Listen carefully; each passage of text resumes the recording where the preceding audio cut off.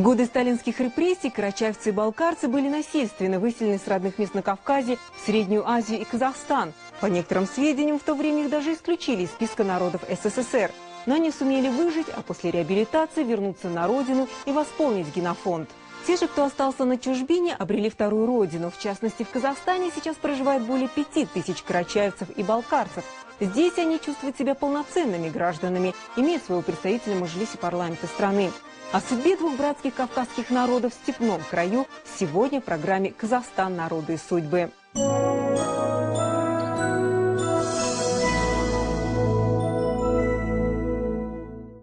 Первые поселенцы-карачаевцы в Средней Азии появились в 30-х годах прошлого века во время массовой коллективизации.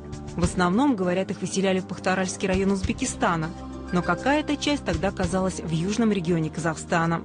Как рассказывают старики, выселяли, раскулачивали в то время людей, кто имел 2 коровы и 10 овец, а кто имел отару овец и там 500 лошадей. Они одинаково были раскулачены. Я почему это знаю, моя двоюродная сестра покойной матери, они как раз попали в Узбекистан в 1937 году. Они-то были богатые.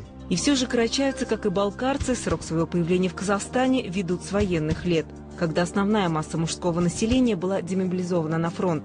Первыми сюда были высланы карачаевцы. Это случилось в ноябре 1943 года. Они были депортированы в Казахстан и Киргизию с территории Карачаевской автономной области, которая пережила фашистскую оккупацию. Тогда огульно в предательстве и пособничестве Германии был обвинен весь народ. Какая-то часть народа, возможно, и служила немцам. Как они это служили, в каком, исходя из каких побуждений служили, сегодня трудно это определить. Вот я месячным ребенком попал. Ну я при чем здесь? Ну мой безграмотный покойный отец при чем? Там наши родственники тоже были на войне, тоже погибли, защищая отчизну, Советский Союз. Ну и мы здесь при чем? И вот каждому двору выставляли одного офицера и 2 солдат. Не будем скрывать, наверное, у всех людей, будь он офицер, будь солдат, наверное, они все равно одинаковые. Были хорошие вот эти офицеры, кто позволял что-то взять человеку. Депортация балкарцев произошла чуть позже, 8 марта 1944 года. Сценарий произвола был практически один. Выселению подвергались все без исключения. Участники гражданской отечественной войн, родители, жены и дети фронтовиков, депутаты Совета всех уровней и партийные деятели. Неожиданно ворвались 8 марта рано утром от НКВДшные солдаты, будили, поднимались с постели и отправили нас неизвестно куда и везли в вагонах телятников. И по дороге многие погибли.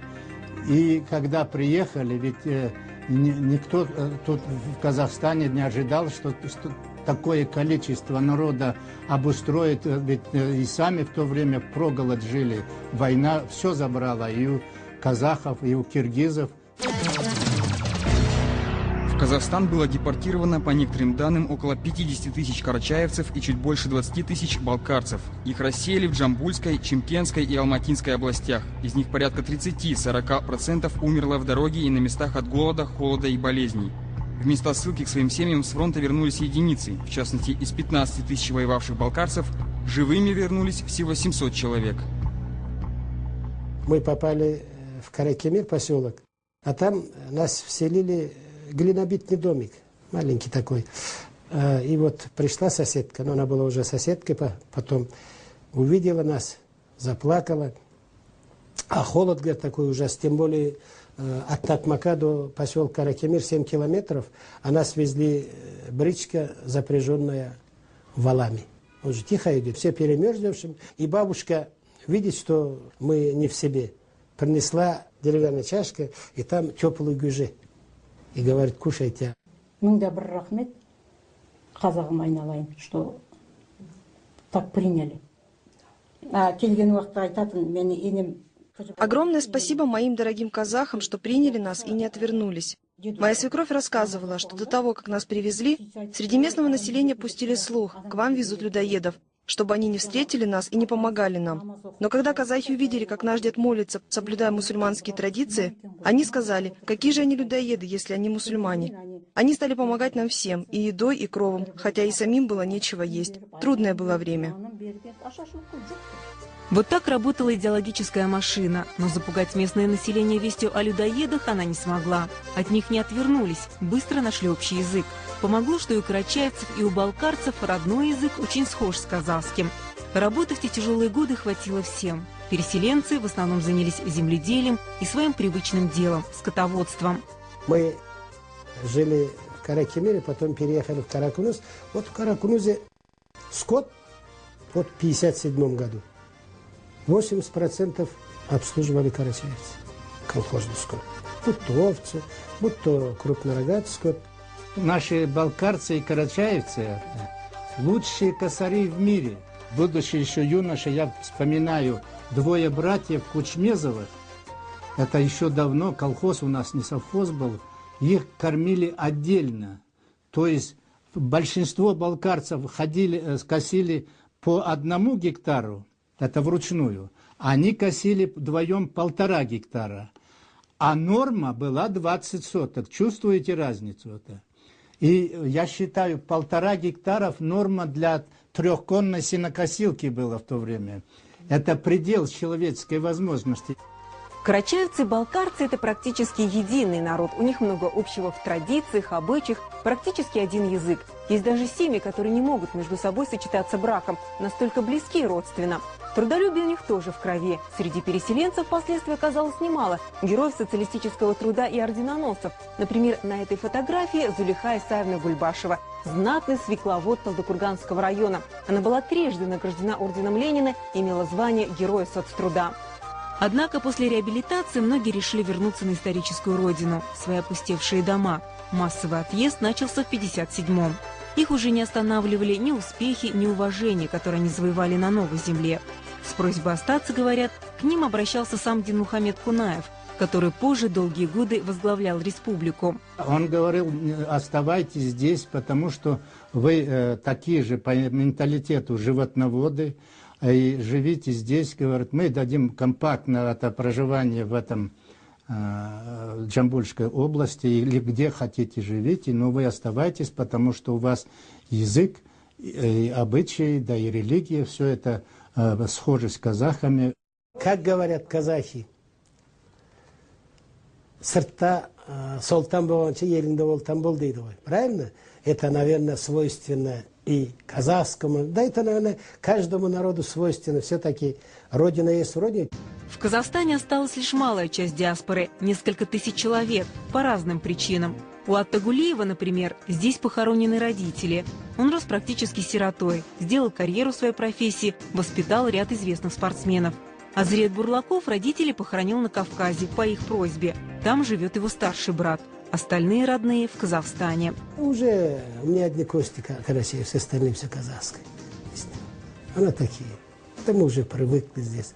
Мы уже брак танечный брубес пармак уже не надоедаем. Я замдиректора крупного предприятия. Вот отсюда делайте заключение. Есть у нас паритет в семье или нет? Вот я так понимаю ситуацию. Семья Розы Хасановны тоже осталась в Казахстане. Судьба к ней оказалась благосклонна. Ее дети стали известными спортсменами, а один из сыновей – олимпийским призером.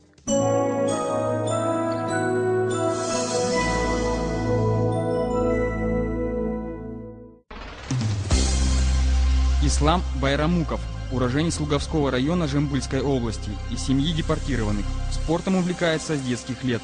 Заслуженный мастер спорта, участник 3 Олимпийских игр. Серебряный призер Олимпиады в Сиднее, чемпион Азии, призер Азиатских игр. Он дипломированный тренер, юрист и финансист. В настоящее время старший тренер национальной сборной Казахстана.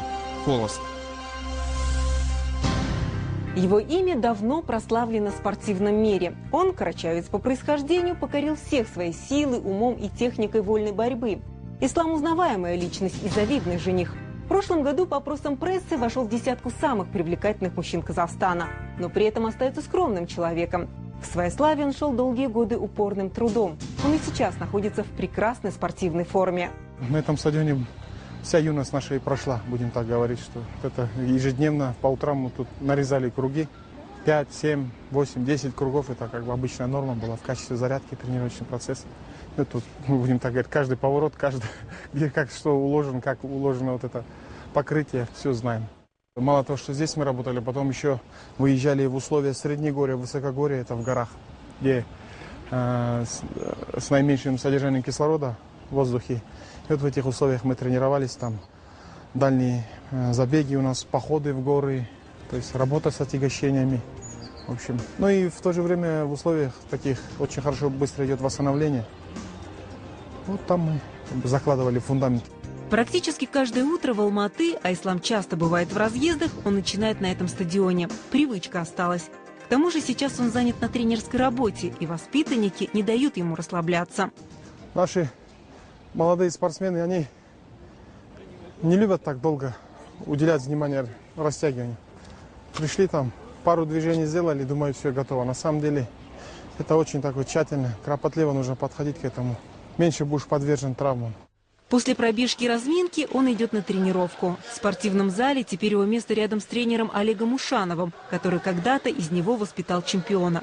Но в группе Ислама в основном только взрослые ребята. Им он преподносит мастер-классы.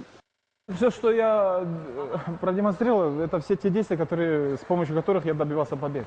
Там, у нас, вы, наверное, слышали, есть броски мельницей. То есть захват руки и ноги броском через шею. Борцовская терминал, бросок мельница, бросок через бедро, бросок кочерга есть. Есть прием захватом головы и руки, ну, как бы по типу удушающего. Называется лампочка или косой захват. Эти приемы он оттачивал годами, но у него свой стиль ведения борьбы. Навязать его взрослым спортсменам уже поздно, говорит Ислам. А вот посоветовать что-то использовать можно. С них в первую очередь он требует профессионализма. Быть тренером для него очередное испытание. Ведь это совершенно другие взгляды, поэтому приходится немало работать над собой. Он всегда мечтал зайти на олимпийский пьедестал. Достигнув этой цели, теперь мечтает о другом. А сейчас, став тренером, такая цель стоит, чтобы в будущем подготовить то же самое. Зайти на пьедестал уже как бы на тренерском поприще. Воспитать достойную смену. Исламу с тренерами, можно сказать, повезло. На родине в Луговом его первый тренер увидел в нем задатки будущего спортсмена, затем смог увлечь вольной борьбой. А уже оттачивал самородок из народа заслуженный тренер республики Олег Ушанов. С годами они стали настолько близки, что понимают друг друга с полуслова. Олег Жанович стал Исламу вторым отцом. Они вместе шли к победам и завоевывали многочисленные медали. Вот этот кувшин, видите, такой из керамики. Ему достаточно очень лет, ему под 20. Нет, полных где-то 17-18 лет. Был турнир международный, это уже тогда еще по сборной Союза СССР. Мы отдельной командой на Спартакиаде народов СССР заняли в 1991 году. В общем, выполнили ту норму классификации, что нас поощрили поездкой за границу. Ну, тогда это была Чехословакия. Там я выиграл вот этот кувшин, кубок, он мне дорог. И мне всегда, вот, опять же, эта мысль меня посетила, вот, бывают же старинные русские фильмы там, про деревню, потом наполнить молока и выпить с этого кувшина. Все никак, все эти годы выношу эту идею. Таких дорогих призов у Ислама уже целая коллекция. Первую серьезную награду выиграл в 91-м. Стал обладателем последнего Кубка СССР. Уже на следующий год он входил в шестерку сильнейших борцов бывшего Союза. А эту серебряную медаль получил в 93-м на чемпионате Азии в Улан-Баторе. Тогда он даже не подозревал, что ему, молодому борцу, будет противостоять серьезный соперник – призер чемпионата мира, Олимпийских игр. Я очень внимательно следил за статистикой в борьбе. Там где что с кем боролся, там какой счет, вплоть до того, на какой минуте он мог его выиграть. Все это отслеживал историю. А вот надо же, вот этого монгола я упустил. Как-то бегло прошел по итогам Олимпиады, но его упустил монгола. Его свита такая выводит, трибуны ревут. Я сосредоточен только на поединке, там мысли только выиграть. Схватились то, другое, в общем, я его выиграл. А потом узнаю, почему к нему такое внимание. Монголы приходят меня, иранцы поздравляют. В глазах иранцев я вообще возвысился сразу, потому что это он, оказывается, проходу иранцам не давал. Всегда он их выигрывал. К самой большой своей победе в Сиднее Ислам шел долго и мучительно. К тому моменту он уже перенес 2 операции на колени, неуверенно себя чувствовал. Приходилось почти заново учиться ходить по ковру. И чтобы получить путевку на Олимпийские игры, у него оставался один шанс – победить на чемпионате Азии. Вот эта золотая медаль. Ее завоевание борец философски называет прыжком на подножку ходящего поезда. В 2000 году ему было уже 29 лет. Возраст для спортсмена критический, а для ислама это был момент созревания, когда он был готов и морально, и физически идти к победе. Причем во время Олимпиады в Сиднее травмы его не беспокоили.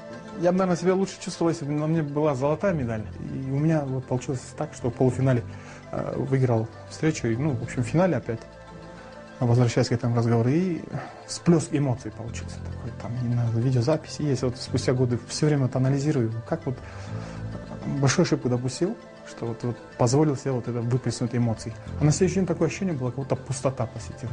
Вот пустота нет. Вот, те же ощущения, но нечем было себя заставить, никаких эмоций. Думаю, поскорее, уже медаль в кармане, думаю, домой приехать, успокоиться. Вот такие мысли. Именно вот эта моя проблема была в спорте, злости не хватало спортивной. Бывало, иногда заведешься, да, хорошо, прекрасно. Но абсолютно потом уже такое ощущение появляется. Видимо, это не у каждого жалеть соперника. В тот 2000 год казахстанские спортсмены завоевали 3 золотых и 4 серебряные медали. Призеров президент Назарбаев наградил высшей государственной наградой – «Парасат». На денежную выплату $50 000 Ислам приобрел долгожданную недвижимость – это дом. Он гордится тем, что все, что им заработано, благодаря спорту. В 2004 году он принял участие в 3-х по счету Олимпийских играх в Афинах, а потом на время ушел из большого спорта. Спортивная слава принесла исламу большую популярность не только в Казахстане, но и на исторической родине. Эти кинжалы – подарки соотечественников. Их у него тоже целая коллекция, и каждый кинжал по-своему хорош. Это, вот видите, это в те времена, царские времена, это вонзали в землю, и она для мушкета служила вот так. Поставил и стреляли. Это кортик. Мне его дарил президент Карачаево-Черкесии Мустафа Азаиталич Батыев. Он сделан из платины. Так, кортик. Видите? Очень такой памятный подарок. Знаете, у нас здесь в Карачаеве есть такая пословица. Оружие, которое пригодится раз в жизни, носи всю жизнь. И вот просто есть. Не, это шутка, конечно.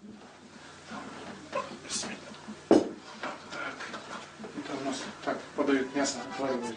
Ислам гостеприимный хозяин. Богатый дастархан в его доме готовит всем гостям. Угощают карачаевскими фирменными блюдами. Отваривают мясо, картофель. У нас чуть с казахстанским колоритом, там местами казы, конина. Брынза это обязательно подается к столу, то же самое. Вот. И вот это блюдо сопровожденное из внутренности. Такую калорийную пищу мама Исламу готовит нечасто, но вот хичины обязательно. У него любимое блюдо хачины. Он в неделе 1-2 раза обязательно делает. Он любит. Айран, мясо с картошкой. Роза Хасановна себя считает счастливой мамой. У нее 4 сына и дочь. Младший тоже борец, неоднократный чемпион Казахстана. Сейчас она ждет не дождется появления невестки в доме. Мечтает женить своего знаменитого сына Ислама. Какую я не хочу быть? Шуструю. Добрая, чтобы она была. Отзывчивая. Гостей принимала побольше домой. Открытым. Қабағын шытпайын, қазақша айтайын, қабағын шытпайын, ашық, жарқын болып, келген қонағын күтсе бұл, больше ничего не надо. От их детей мечтаем, внуков, чтобы побольше были внуки у меня. Для Ислама временное затишье в спорте было даже на пользу. Он занялся бизнесом, начал сниматься в рекламе, серьезно увлекся конным спортом. Это его слабость. Одна из его лошадей по кличке Соло Рейсер 2 года назад даже завоевала приз президента Казахстана. Но когда пригласили на тренерскую работу, отказываться не стал.